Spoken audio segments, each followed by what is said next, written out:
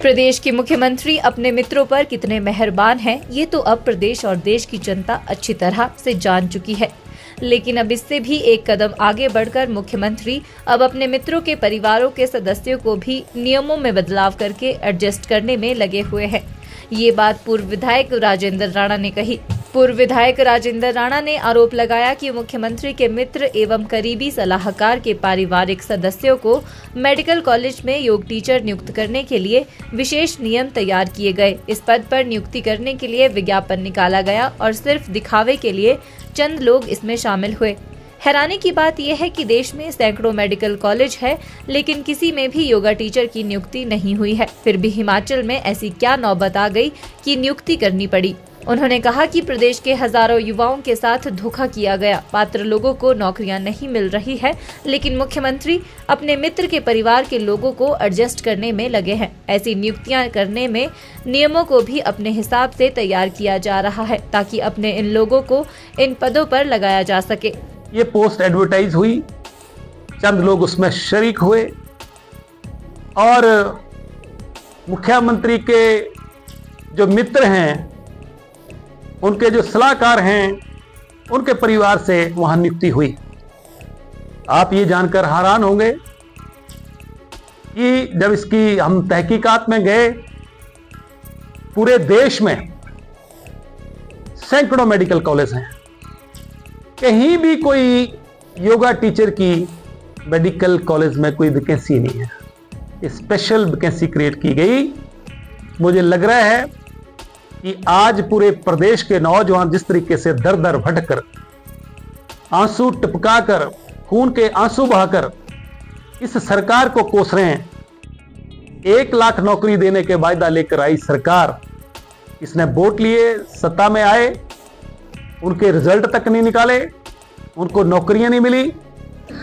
मुख्यमंत्री सिर्फ अपने दोस्तों के परिवारों पर, अपने परिवार पर और अपने जो कुलीग हैं, 5-4 नौकरियों के अलावा प्रदेश के नौजवानों के साथ इन्होंने धोखा किया। राजेंद्र राणा ने भोरंज के विधायक पर जमकर निशाना साधते हुए कहा कि विधायक बताएं कि 136 के तहत उनके कितने चेक बाउंस हुए हैं और कितनों को लेकर उन्हें नोटिस मिला है। उन्होंने कहा कि पेट्रोल पंप के नाम पर 27 लाख का लोन कांगड़ा कोऑपरेटिव बैंक से लिया गया था, लेकिन अब वन टाइम सेटलमेंट के तहत सिर्फ 15 लाख रुपए पे ऑफ करके इस लोन को माफ करवा लिया गया है। उन्होंने कहा कि मुख्यमंत्री अपने मित्रों के लोन माफ करने में लगे हुए हैं। जो भोरंज के विधायक हैं, उन्होंने पीछे कुछ पर्सनल टिप्पणियां मेरे ऊपर करी। मैं तो सिर्फ इतना ही कहना चाहता हूं, ये विधायक एक्सीडेंटल बने हैं, सारा जीवन लड़ते रहे, अब एक्सीडेंटल विधायक बन गए हैं। हम सिर्फ उनसे इतना सा पूछना चाहते हैं कि विधायक बनने से पहले कितने लोगों से उन्होंने पैसे लिए थे, कितनी बार उनको 138 के तहत नोटिस हुए, कितने चेक बाउंस हुए। और हम ये भी पूछना चाहते हैं, ये सरकार अपने मित्रों पर किस कदर मेहरबान है। ये जो ऑरेंज के विधायक हैं, पेट्रोल पंप के नाम पर 27 लाख कांगड़ा कोऑपरेटिव बैंक का लगभग लोन, उसको वन टाइम सेटलमेंट के तहत 15 लाख रुपया जो है लोन जो है वेव ऑफ कर दिया। तो मुख्यमंत्री जी, आप बताएं कि अपने मित्रों के लोन भी वेव ऑफ करने में लगे हैं। 15 लाख रुपए लोन वेव ऑफ कर दिया।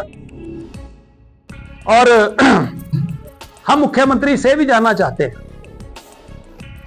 ये तो मैंने कहा कि भोरंज के विधायक कितने उनको नोटिस हुए, कितने चेक बाउंस हुए, और विधायक बनने के बाद तुरंत बाद वो अमीर लोगों की श्रेणी में पहुंच गए हैं। तो ये सारा जो हो रहा है, ये कहां से हो रहा है?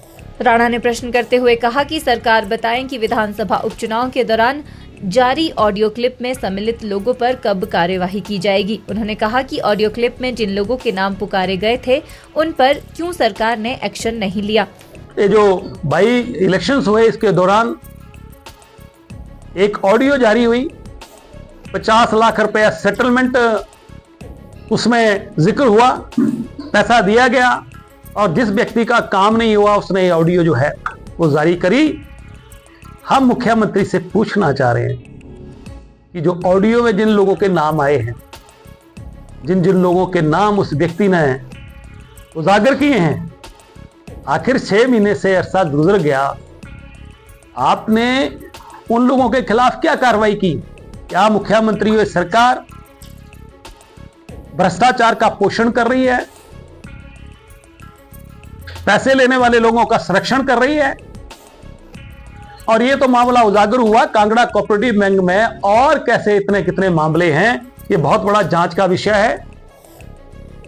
और हमारा आरोप है सरकार के ऊपर कि सरकार भ्रष्टाचार का पालन पोषण करने में जुटी है, अन्यथा सरकार ना जुटी होती तो जिन लोगों के नाम आए हैं, ऑडियो में नाम आए हैं, पैसे दिए गए हैं, उनके ऊपर एफआईआर दर्ज करती और उनके ऊपर कार्रवाई करती, परंतु नहीं हुई। राजेंद्र राणा ने कहा कि हजारों लोगों को भोटा चैरिटेबल अस्पताल में सालों से इलाज की सुविधा मिलती आई है, लेकिन सरकार यहां की व्यवस्थाओं पर 2 करोड़ से ज्यादा रुपए की जीएसटी वसूल रही है। ऐसे में अस्पताल को चलाना समिति के लिए मुश्किल हो गया है। एक छोटा सा इशू कि ये जो राधा स्वामी सत्संग ब्यास है, इसके नाम ये जमीन है और उस पे जो है महाराज Jagat Singh medical relief society के नाम से हॉस्पिटल बनाया और उन पर जीएसटी लगाया जा रहा है। अब जब वो पैसे लेते नहीं हैं, किसी से चार्ज नहीं करते हैं, फ्री सेवा कर रहे हैं, उनके पास आमदन कोई नहीं है, तो 2 करोड़ रुपया सालाना या 2.5 करोड़ रुपया उनके ऊपर जो बर्डन पड़ रहा है वो कहां से देंगे? तो इसलिए ये मैं पब्लिक इंटरेस्ट की बात कर रहा हूं कि लोगों की मांग है, क्योंकि उन्होंने कह दिया है कि इसकी हमें रिलीफ नहीं दिया जाता है तो हम लोग हॉस्पिटल बंद करने के लिए मजबूर हैं। तो मेरा सरकार से आग्रह है कि पब्लिक इंटरेस्ट में तुरंत जो है वो सरकार फैसला ले, और ये चाहते हैं क्योंकि ये जो जीएसटी का रिलीफ तभी मिलेगा जब ये जो लैंड है राधा स्वामी सत्संग ब्यास के नाम पर जो है, इसको लैंड को ट्रांसफर करके जो है महाराज Jagat Singh medical relief society का नाम कर दी जाए, क्योंकि इसके पैटर्न और संरक्षक एक ही हैं।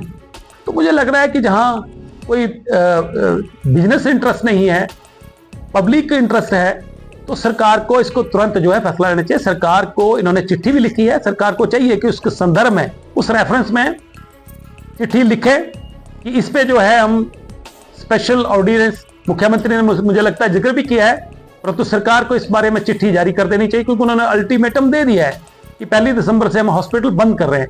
इससे हमीरपुर की जनता का, गरीब आदमी का नुकसान होने वाला है। हिमाचल न्यूज 24/7 के लिए हमीरपुर से मीनाक्षी सोनी की रिपोर्ट। आप देख रहे हैं हिमाचल न्यूज 24।